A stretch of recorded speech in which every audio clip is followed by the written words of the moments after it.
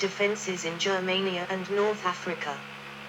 His domestic policy was one of relative peace and prosperity. 138–161, Antoninus Pius. Antoninus Pius's reign was comparatively peaceful. There were several military disturbances throughout the empire in his time, in Mauritania, Judea, and amongst the Brigantes in Britain, but none of them are considered serious.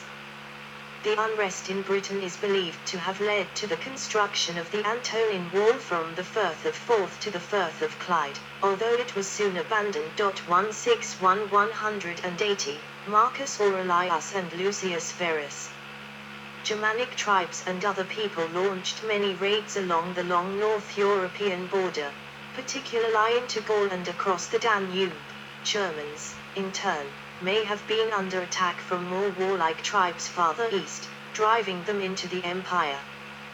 His campaigns against them are commemorated on the column of Marcus Aurelius. In Asia, a revitalized Parthian empire renewed its assault. Marcus Aurelius sent his co-emperor Lucius Verus to command the legions in the east. Lucius was authoritative enough to command the full loyalty of troops, but already powerful enough that he had little incentive to overthrow Marcus. The plan succeeded. Verus remained loyal until his death, while on campaign, in 169. In 175, while on campaign in northern Germany in the Marcomannic Wars, Marcus was forced to contend with a rebellion by Avidius Cassius, a general who had been an officer during the wars against Persia. Cassius proclaimed himself Roman emperor and took the provinces of Egypt and Syria as his part of the empire.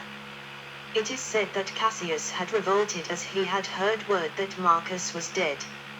After 3 months Cassius was assassinated and Marcus restored the eastern part of the empire. In the last years of his life Marcus, a philosopher as well as an emperor, wrote his book of Stoic philosophy known as the Meditations. The book has since been hailed as Marcus' great contribution to philosophy. Busts of Marcus Aurelius and his co-ruler Lucius Verus. Busts of the co-emperors Marcus Aurelius, left, and Lucius Verus, right. British Museum. When Marcus died in 180, the throne passed to his son Commodus, who had been elevated to the rank of co-emperor in 177. This ended the succession plan of the previous 4 emperors, where the emperor would adopt his successor, although Marcus was the first emperor since Vespasian to have a natural son that could succeed him, which probably was Darius, and he allowed the throne to pass to Commodus and not adopt a successor from outside his family. Green Roman glass cup unearthed from an Eastern Han dynasty, AD 25–220, tomb, Guangzhou, China. It is possible that an alleged Roman embassy from Dachin that arrived in Eastern Han, China in 166 via a Roman maritime route into the South China Sea, landing at Jiaoju, northern Vietnam, and bearing gifts for the Emperor Huan of Han, are 146–168, was sent by Marcus Aurelius, or his predecessor Antoninus Pius. The confusion stems from the transliteration of the names as Andan, Chinese. 34–35.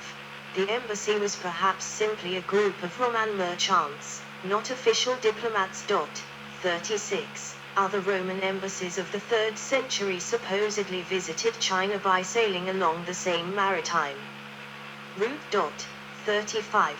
These were preceded by the appearance of Roman glasswares and Chinese tombs. The earliest piece found at Guangzhou, along the coast of the South China Sea, and dating to the 1st century BC. 37. The earliest Roman coins found in China date to the 4th century AD and appear to have come by way of the Silk Road through Central Asia. 38. However, Roman golden medallions from the reign of Antoninus Pius, and possibly his successor Marcus Aurelius, have been discovered at Oceo, in southern Vietnam, which was then part of the Kingdom of Funan near Chinese-controlled Jiaozhai, northern Vietnam. and the region where Chinese historical texts claim the Romans first landed before venturing further into China to conduct diplomacy. 3940. Furthermore, in his Geography, CAD 150, Ptolemy described the location of the Golden Chersonese, now known as the Malay Peninsula, and beyond this a trading port called Katagara. Ferdinand von Richthofen assumed this as Hanoi, yet the Roman and Mediterranean artifacts found at OCEO suggest this location instead. 3941, 180-193, Commodus and the Year of the Five Emperors. Commodus. The period of the five good emperors was brought to an end by the reign of Commodus from 180 to 192. Commodus was the son of Marcus Aurelius, making him the first direct successor in a century, breaking the scheme of adoptive successors that had worked so well. He was co-emperor with his father from 177. When he became sole emperor upon the death of his father in 180, it was at first seen as a repeful sign by the people of the Roman Empire. Nevertheless, as generous and magnanimous as his father was, Commodus was just the opposite. In the decline and fall of the Roman Empire, Edward Gibbon admitted that Commodus at first ruled the empire well. However, after an assassination attempt involving a conspiracy by certain members of his family, Commodus became paranoid and slipped into insanity. The Pax Romana, or Roman peace, ended with the reign of Commodus. One could argue that the assassination attempt began the long decline of the Roman Empire. When Commodus' behavior became a bust of Commodus depicting him as the legendary Heracles, i.e. Hercules, wearing the skins of the Nemean lion, increasingly erratic throughout the early 190s. Pertinax is thought to have been implicated in the conspiracy that led to Commodus' assassination on 31 December 192. The plot was carried out by the Praetorian prefect Quintus Aemilius Laetus, Commodus' mistress Marcia, and his chamberlain Eclectus. 42. Pertinax. After the murder had been carried out, Pertinax, who was serving as urban prefect at this time, was hurried to the Praetorian camp and proclaimed emperor the following morning. 43. His short reign, 86 days, was a newly one. He attempted to emulate the restrained practices of Marcus Aurelius, and made an effort to reform the welfare program for poor children, but he faced antagonism from many quarters. 44. Roman Aureus struck under the rule of Pertinax. Inscription, Imp. Cs. P. Helv. Pertin. Average. /PROV Identia Deorum Consuli. His monetary reform was far-sighted, but would not survive his death. He attempted to impose stricter military discipline upon the pampered Praetorians. 45. In early March he narrowly averted one conspiracy by a group to replace him with the consul Quintus Pomptus Sosius Falco while he was in Ostia inspecting the arrangements for grain shipments. 46. The plot was betrayed. Falco himself was pardoned, but several of the officers behind the coup were executed. 47. On the 28th of March 193, Pertinax was at his palace when a contingent of some 300 soldiers of the Praetorian Guard rushed the gates. 48. 200 according to Cassius Dio. 49. Sources suggest that they had received only half their promised pay. 46. Neither the guards on duty nor the palace officials chose to resist them. Pertinax sent Laetus to meet them, but he chose to side with the insurgents instead and deserted the emperor. 50. Although advised to flee, he then attempted to reason with them, and was almost successful before being struck down by one of the soldiers. 51. The Praetorian guards auctioned off the imperial position, which Senator Didius Julianus won and became the new emperor. Didius Julianus. Upon his accession, Julianus immediately devalued the Roman currency by decreasing the silver purity of denarius from 87% to 81.5%. 52. After the initial confusion had subsided, the population did not tame the judgment to the dishonor brought upon Rome. 53, 54, 55. Whenever Julianus appeared in public, he was saluted with groans, imprecations, and shouts of robber and parricide. 56. The mob tried to obstruct his progress to the capital, and even threw stones. 57. When news of the public anger in Rome spread across the empire, the generals Pescennius Niger in Syria, Septimius Severus in Pannonia, and Claudius Albinus in Britain, each having 3 legions under his command, refused to recognize the authority of Julianus. 58, 59. Julianus declared Severus a public enemy because he was the nearest of the 3 and, therefore, the most dangerous foe. 60, 61. Deputies were sent from the Senate to persuade the soldiers to abandon him, winking sad smiley. 61. A new general was nominated to supersede him, and a centurion dispatched to take his life. 62. Bust of Claudius Albinus, d.197, a usurper who was proclaimed emperor after the assassination of Pertinax. The Praetorian Guard, lacking discipline and sunk in debauchery and sloth, were incapable of offering any effectual resistance. 63. Julianus, now desperate, attempted negotiation and offered to share the empire with his rival. 64, 65, 66, 67.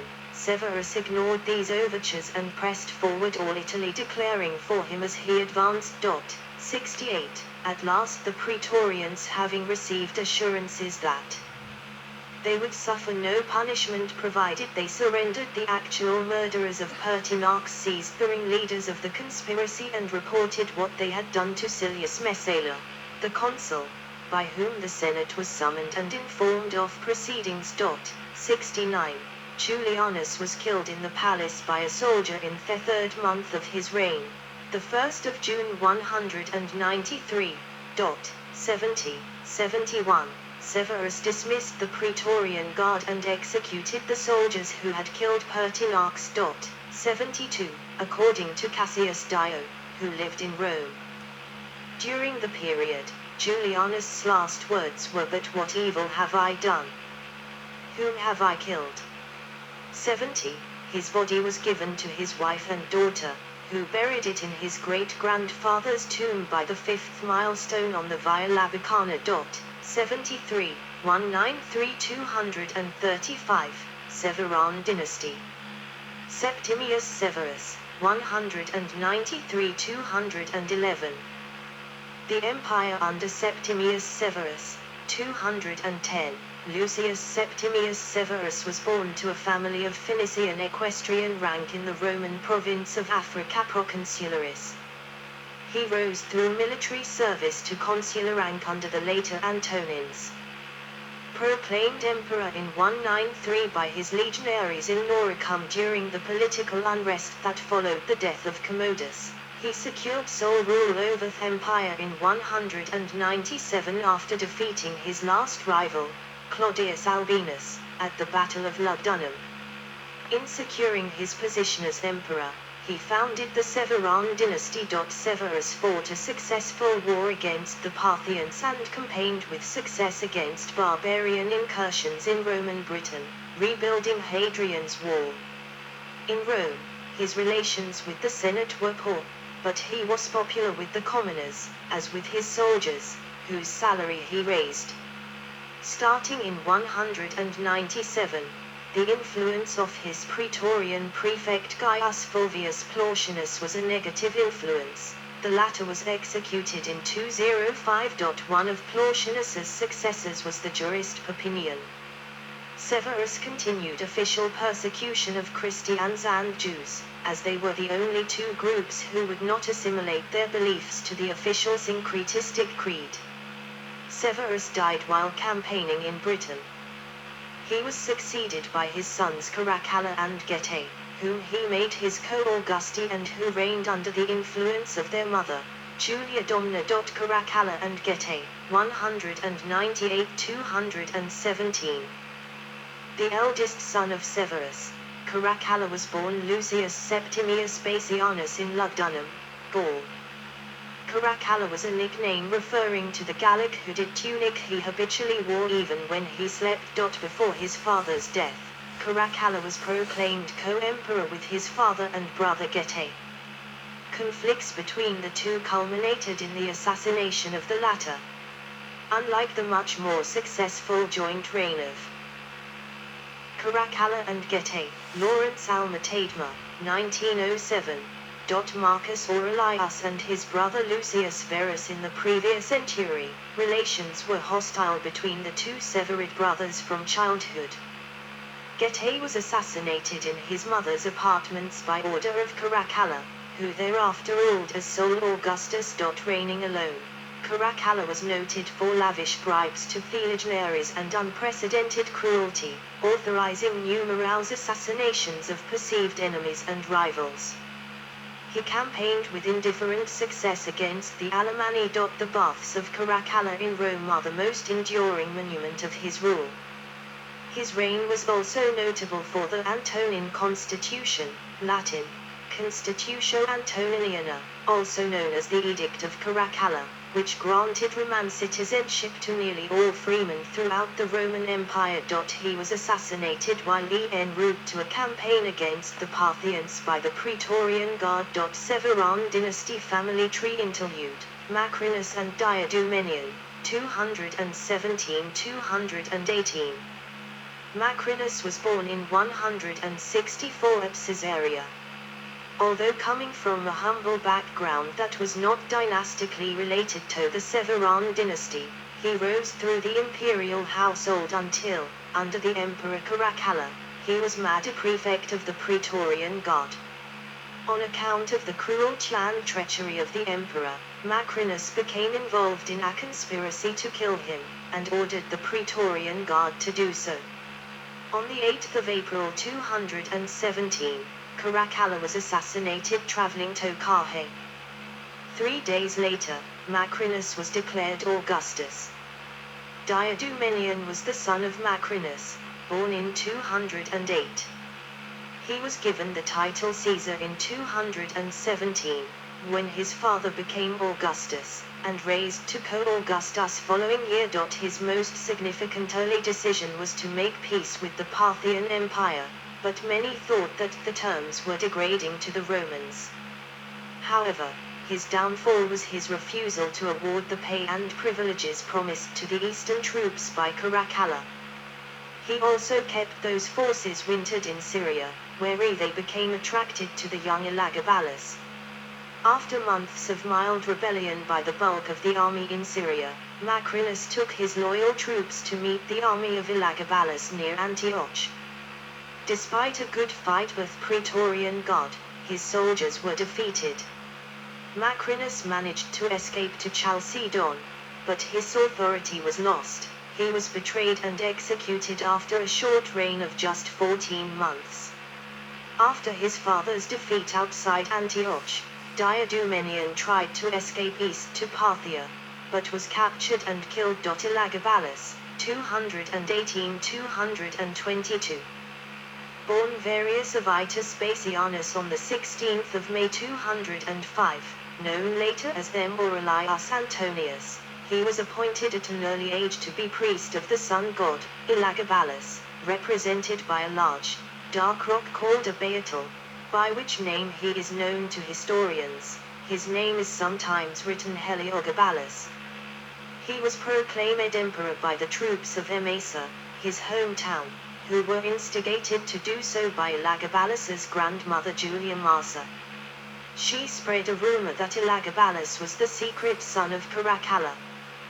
This revolt spread to the entire Syrian army, which, at the time, was swollen with troops raised by the Emperor Caracalla, and not Roman aureus depicting Elagabalus. The reversa commemorates the sun god Elagabal. Fully loyal to Macrinus, and eventually they were to in the short struggle that followed by defeating Macrinus at a battle just outside Antioch. Elagabalus was then accepted by the Senate, and he began the slow journey to Rome. His reign in Rome has long been known for outrageousness, although the historical sources are few and in many cases not to be fully trusted.